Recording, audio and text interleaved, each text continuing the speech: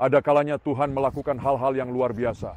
Pada tahun 1972, saya mengalami salah satu dari masa-masa tersebut. Anda lihat, ada seorang pria tua di Berlin Timur, dan Berlin Timur komunis pada saat itu, dan orang Kristen dianiaya.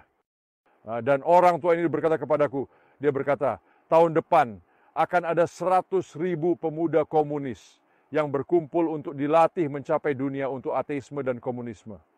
Dan dia berkata, saya ingin Anda berdoa tentang memberitahu orang-orang muda itu tentang Yesus.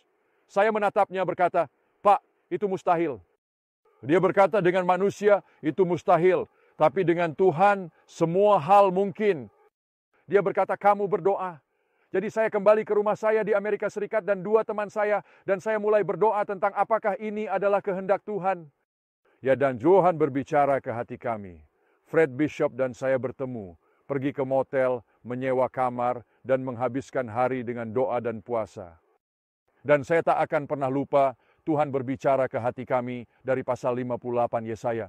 Dan dia berkata, bukankah ini puasa yang aku pilih? Dan dia melanjutkan menceritakan rencananya. Salah satu hal yang dia katakan, kemuliaanku akan jadi penjaga di belakangmu. Dan Tuhan telah membakar dalam hati kami bahwa kami harus pergi ke Festival Dunia Pemuda Komunis ini dan bahwa dia akan melakukan hal-hal besar dan hebat. Jadi saya ingin memberitahu Anda, kami pergi ke tempat itu, kembali ke Berlin Timur. Kami ke Alexanderplatz, sejauh mata memandang ke utara, selatan, timur, barat, dan setiap arah tidak ada selain kelompok besar orang muda berkumpul akan dilatih menang dunia untuk ateisme.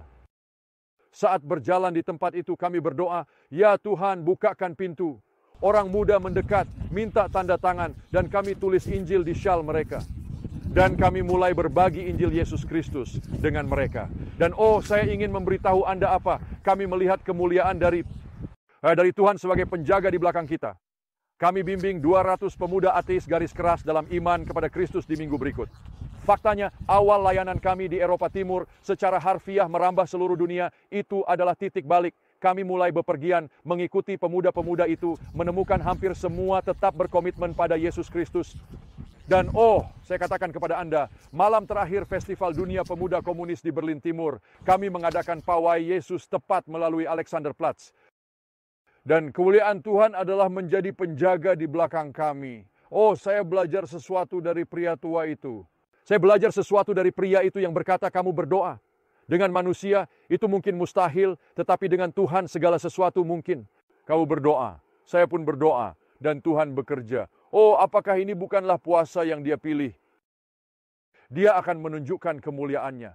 Ketika kita menetapkan waktu khusus untuk berdoa dan mencari rupanya, di mana kita meninggalkan segala sesuatu yang lain dan kita hanya mencari dia. Bukankah itu puasa yang dia sengaja pilih? Itu adalah saat khusus ketika kita akan melihat kemuliaannya yang luar biasa. Itulah yang saya benar-benar pelajari di Festival Dunia Pemuda Komunis Ateis. Doa itu adalah secara aktif menghasilkan dan melepaskan kemuliaan Tuhan.